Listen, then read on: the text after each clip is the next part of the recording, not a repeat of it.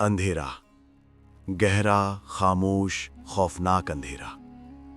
اوپر آسمان نہیں، نیچے زمین نہیں، سانس لینے کی جگہ نہیں اور امید کی کوئی کرن نہیں۔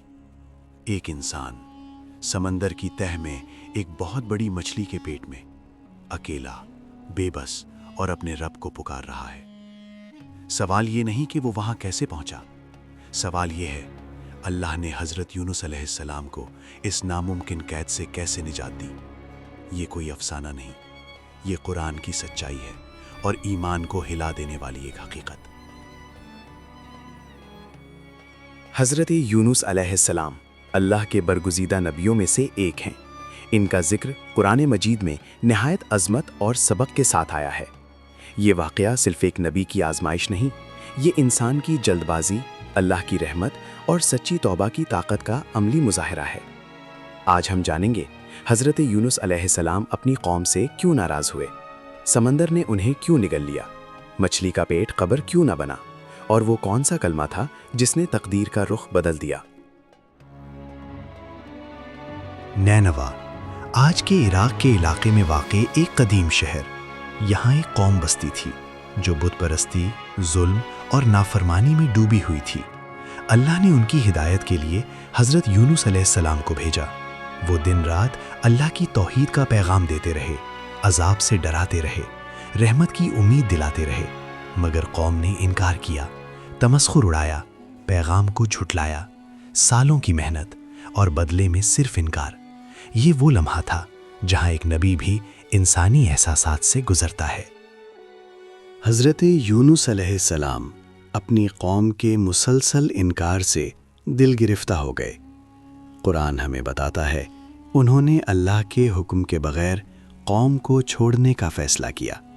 یہ نافرمانی نہیں تھی بلکہ ایک جلد بازی تھی۔ انہوں نے سمجھا کہ اب عذاب آ ہی جائے گا اور وہ شہر چھوڑ کر روانہ ہو گئے، لیکن اللہ کا فیصلہ ابھی باقی تھا۔ قوم نے بعد میں توبہ کر لی اور اللہ نے انہیں معاف کر دیا، مگر یونس علیہ السلام اب ایک نئے امتحان کی طرف بڑھ چکے تھے۔ حضرت یونس علیہ السلام ایک کشتی میں سوار ہوئے۔ سمندر پرسکون تھا، مگر تقدیر کی لہریں اٹھ رہی تھیں۔ اچانک طوفان آیا، کشتی ہچکولے کھانے لگی۔ قدیم روایت کے مطابق وزن کم کرنے کے لیے قرا اندازی ہوئی۔ قرا حضرت یونس علیہ السلام کے نام نکلا۔ ایک نہیں، دوبارہ نکالا گیا، تیسری بار بھی نام وہی۔ یہ محض اتفاق نہیں تھا، یہ اللہ کا فیصلہ تھا۔ حضرت یونس علیہ السلام سمندر میں کود گئے، لہریں انہیں نکل گئیں، اندھیرا بڑھتا چلا گیا، اور پھر ایک بہت بڑی مچھلی اللہ کے حکم سے انہیں نکل گئی۔ قرآن واضح کرتا ہے یہ مچھلی کا فیصلہ نہیں تھا، یہ اللہ کا حکم تھا۔ نہ ہڈی ٹوٹی، نہ جان گئی، مگر آزمائش اب اپنے عروج کی طرف تھی۔ حضرت یونس علیہ السلام 3 اندھیروں میں قید تھے۔ رات کا اندھیرا، سمندر کی گہرائی، مچھلی کا پیٹ، کوئی آواز نہیں، کوئی راستہ نہیں۔ یہ وہ لمحہ تھا جہاں انسان صرف اپنے رب کو یاد کرتا ہے۔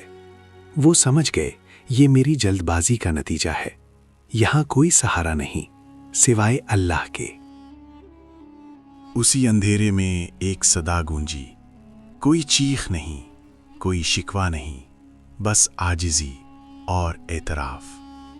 لا الہ الا انت سبحانک انی کنت من الظالمین۔ یہ دعا قرآن نے محفوظ کر لی۔ اللہ فرماتا ہے ہم نے اس کی دعا قبول کی اور اسے غم سے نجات دی۔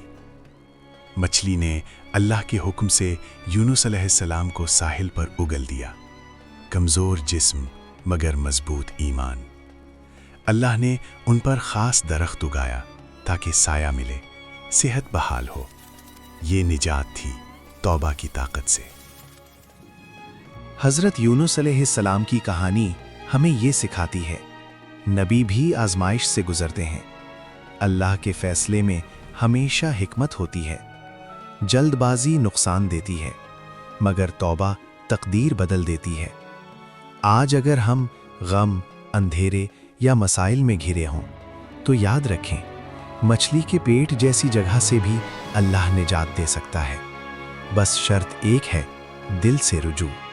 اللہ کو پکارو یونس کی طرح، کیونکہ اللہ کی رحمت ہر اندھیرے سے بڑی ہے۔